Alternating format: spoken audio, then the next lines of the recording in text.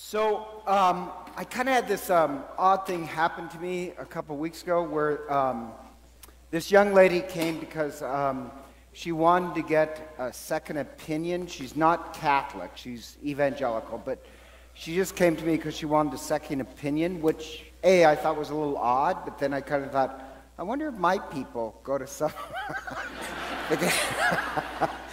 But anyhow, she had an interesting problem. She just basically said she doesn't have any joy of life, and she went to her pastor, and her pastor said that she just needs to pray. So, she has a lot of fear and anxieties and no joy, and he said, just pray. And I said, well, actually, if you take up the way of meditation, all scientific evidence shows is that it decreases fear and anxiety, brings about joy. So I said, you should think about meditating regularly. And she said, yeah, that's what my pastor said, that I should pray for something. And I said, that's not what I said. Because her pastor said that she should pray that God gives her something, I don't know what, this or that. But let's face it, that's not going to bring you any joy. That's not going to assuage fear and anger.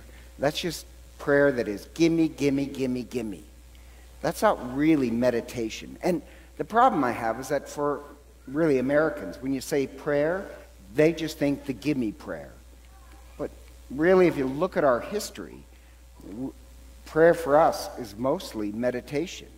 And so I mentioned this to her, that no, this is meditation. And she says, in my religion, we don't have anything like that. But in Catholicism, we have a lot, hundreds of meditations. The rosary is a meditation. Praying the Psalms that go back, that's 3,000-year-old tradition.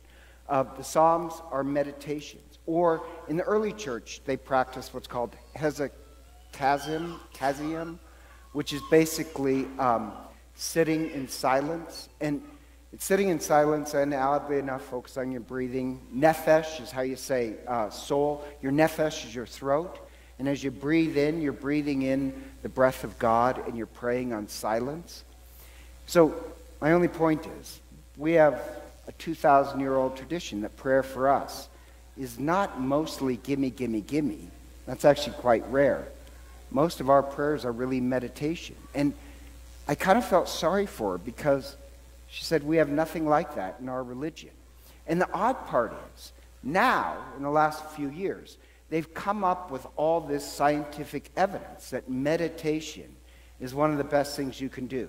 This guy named Mike Jarvis, I don't know if you know who he is, he's a sports psychologist for the Seattle Seahawks, and he basically has the team go through these guided meditations because they found out in sports, this sounds really strange, that if you take up the way of meditation, your performance improves.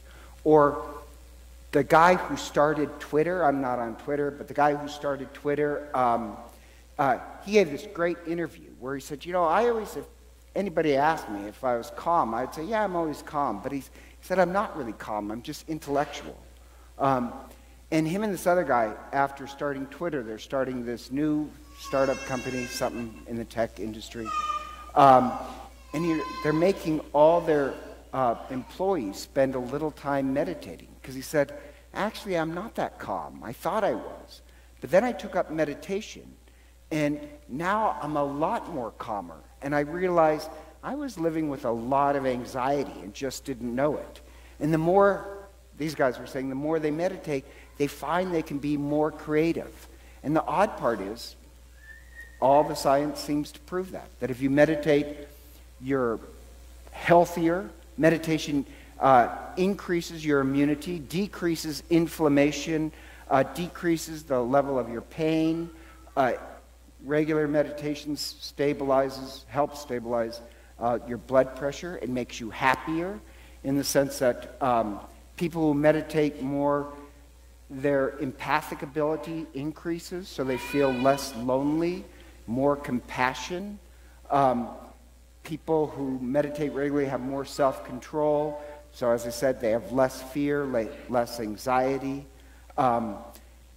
Meditation is great for your brain.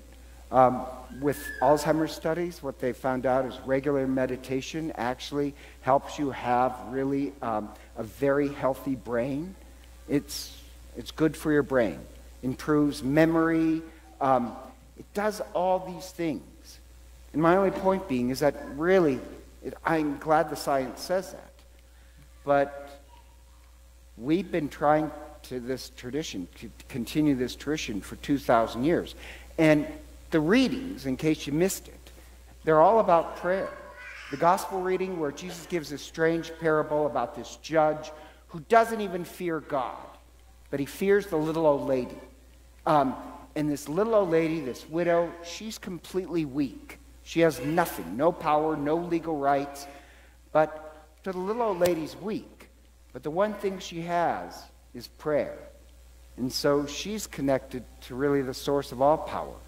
And she becomes persistent. She will not give up. She keeps coming back and back and back again. She becomes this force of justice. So yes, although she is weak, she's connected to the real source of power. So she has a lot of heart. She will not give up. And the judge, he doesn't fear God, and the judge has all the power, wealth, and legal rights. But really, he's a coward. Because it says, there's a great line. It does, in Greek, it says, I'm afraid this little old woman is going to give me a black eye. That's literally what it says in Greek. He's afraid of a little old widow because she is not going to give up.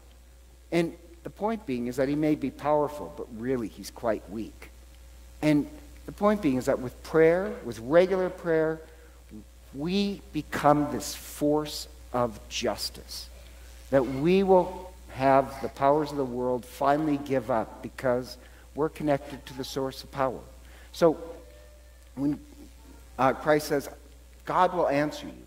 In the parable, God is not the evil judge who you have to beat down.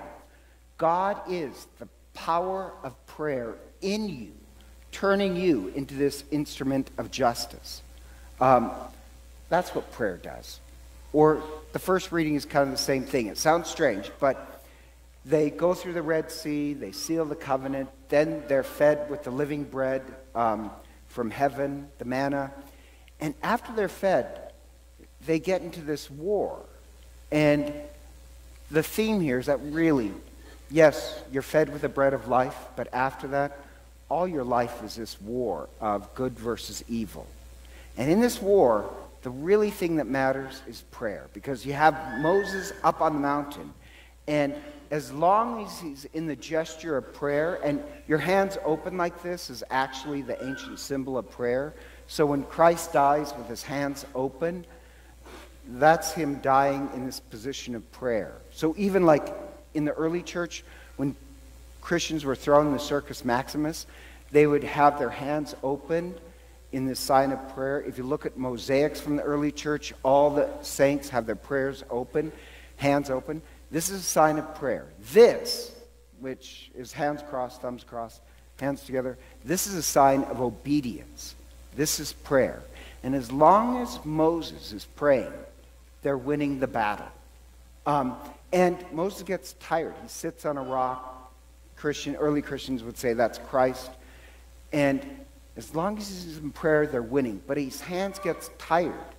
So, two guys, Caleb and Aaron, come and they hold up his hands. And I love that, because the idea there is that really, you may be able to pray, but you need a community to help you lifelong hold up your hands. So just for me, when people are praying at Mass, you know how we have the Our Father and many people hold hands? I always think of that Moses image, that together with prayer, we will conquer. I personally don't like to hold hands, so I'm up here, because the people I sit next to are a little strange. But I like that image. I think, yes, that's that image, that we will become this force of justice together. And so the parable ends with Jesus saying, when the Son of Man comes, will he find faith on earth? I think a lot of times people think, well, yeah, we'll find faith because we'll memorize the catechism. But that's not really steeping ourselves in prayer.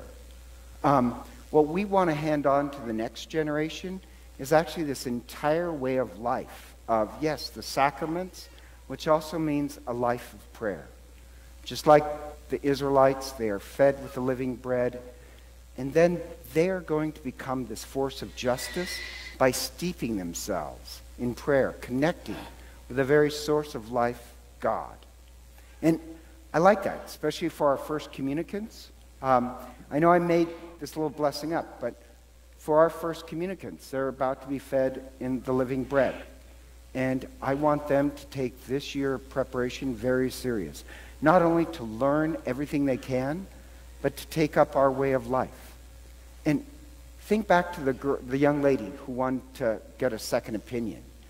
You know, if I say to her, no, take up the way of meditation regularly, sadly, she had no idea what that meant. She might know the Bible, and she can give me the gimme prayer, but she doesn't know the way of becoming this great force of justice and happiness. All the science says, you take up prayer, meditation, it does all these great benefits. We become forged into this living force of justice.